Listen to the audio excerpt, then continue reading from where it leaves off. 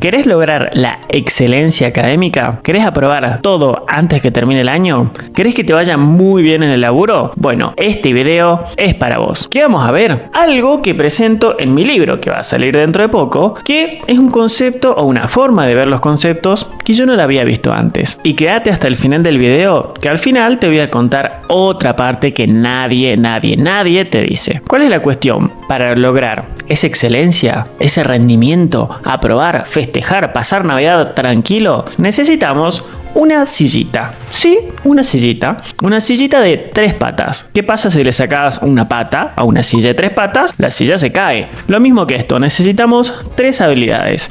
Si alguna de esas 3 habilidades faltan, no vimos en Disney. La mesa se cae, la silla se cae.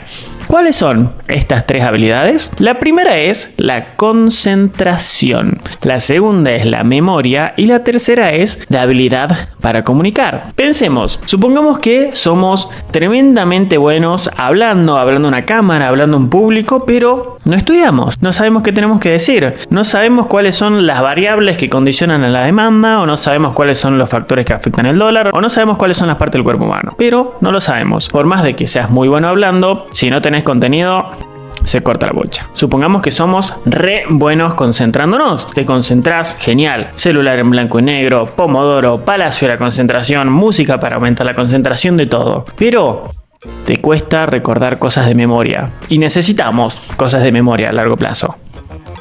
No se puede, porque capaz que te concentras muy bien, hablas muy bien, pero no te acordás de lo que tenés que hablar. O supongamos que sos bueno recordando cosas. Siempre recordás el nombre de las personas, los números de teléfono, los conceptos, pero no te puedes concentrar para hacer un trabajo. Entonces, como vemos, para la excelencia necesitamos concentración, memoria y comunicación. Y te voy a dar tips cortitos, sencillos y al pie sobre cómo mejorar estas 3 habilidades. Empecemos por la concentración. Ya te hablé del método Pomodoro 1000 veces. Hoy te voy a hablar de algo un poco nuevo, que es el santuario de la concentración. Es el lugar donde vos lo vas a diseñar para que sea fácil, divertido, simple y sencillo sentarte a estudiar. ¿Cómo funciona esto? Viste que todo el tiempo nosotros estamos recibiendo estímulos del exterior, siempre. Sea un celular, un destello o lo que sea. Nuestro cerebro gasta energía en decir, che, brother, esto importa, esto no importa, esto importa, esto no importa. Entonces, lo que vamos a hacer es ahorrarle ese gasto de energía a nuestro cerebro y vamos a hacer que le sea fácil. Vamos a buscar, la próxima vez que tengamos que estudiar o trabajar, un lugar sin distracciones. Y digo sin distracciones que pueden ser conocidos, pueden ser que estén tus amigos por ahí, puede ser tu familia, puede ser el celular o lo que sea. ¿Cuál es la forma más fácil que se me hizo para mí para crear un santuario de la concentración, siendo que yo trabajo de contador y tengo que resolver cosas constantemente? El famoso y popular Club de las 5 AM. A ver, no estoy diciendo que más menos, obviamente si viste mi video anterior no lo tenés que hacer. Lo que estoy diciendo es, potencias tu santuario de la concentración si nadie te molesta en ese momento. ¿Qué pasa? Supongamos que yo soy contador y pongo mi santuario de la concentración en el celular en modo avión a las 11 de la mañana. Yo sé que a las 11 de la mañana probablemente mis clientes me van a necesitar, me van a llamar, me van a hacer una consulta y me voy a sentir mal por no estar atendiendo el teléfono. Voy a tener una parte de la cabeza ahí pensando, uy, si me llaman, que esto, que lo otro. Bueno, entonces, ¿qué hago? Busco un lugar en el cual no me interrumpan y una hora a la cual no me interrumpan. En mi caso, es mucho más eficiente estudiar de 5 a 6 de la mañana, obviamente me acuesto muy temprano, que hacerlo de 10 a 11 de la mañana. Entonces, crea tu propio santuario. Hay un montón de tips sobre qué puedes hacer. El color de las paredes, la música, el olor que vas a escuchar.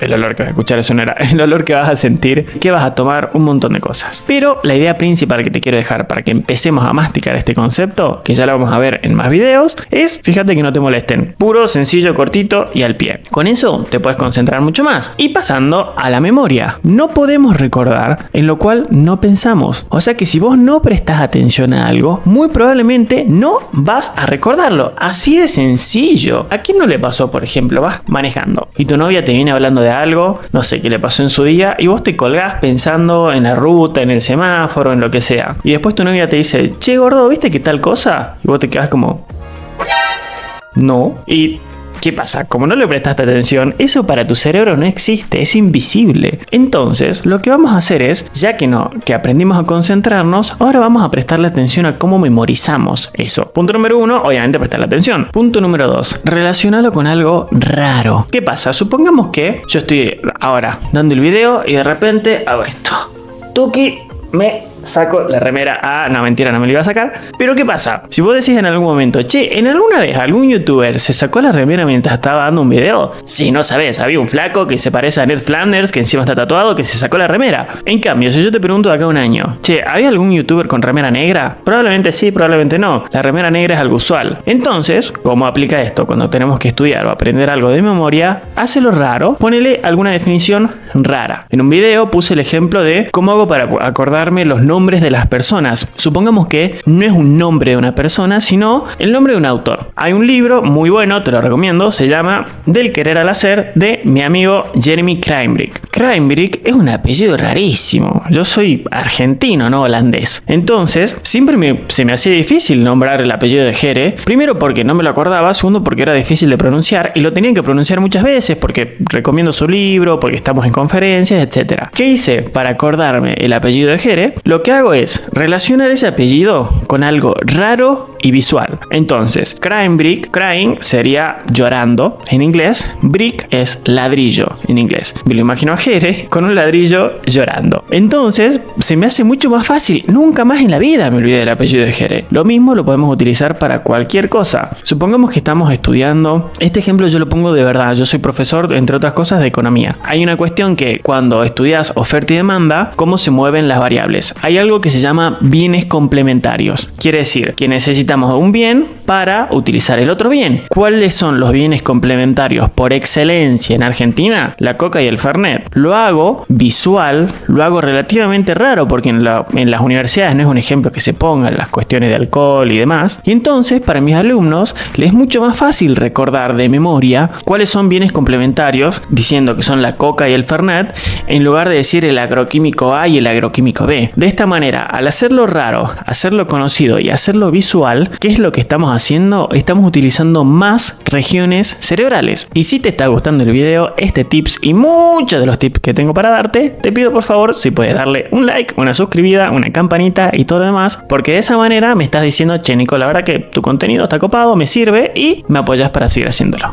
Gracias. Por eso, tip cortito, es mejor tomar apuntes a mano que hacerlo en la computadora. Cierro el tip. Por eso, hacer este tipo de cosas tan sencillas favorece muchísimo la memoria. Y por último, pero no menos importante, tenemos que saber comunicar las cosas. Y para comunicar las cosas hay una infinidad de cosas que vamos a hablar, que trato en mi libro y que vamos a tratar en el canal, pero te voy a dejar una sencillita y al pie. Imagínate esto, mi novia me agarra el celular y me encuentra un mensaje sospechoso con una chica. Complicado. Y me dice, Nico, ¿quién es esta? Y yo le digo, no amor, ella no es nadie. O le digo, no amor, ella no es nadie. ¿Con cuál de las dos formas me creerías? ¿Con la primera o con la segunda? Probablemente me creerías con la segunda. ¿Por qué? En la primera, lo que hice fue terminar lo que estoy diciendo con un tono de voz más agudo, lo cual proyecta inseguridad. En cambio, en la segunda lo terminé con un tono de voz más grave. Como dice, creo que Mirta Legrand lo dice, no solo hay que ser, sino hay que parecer.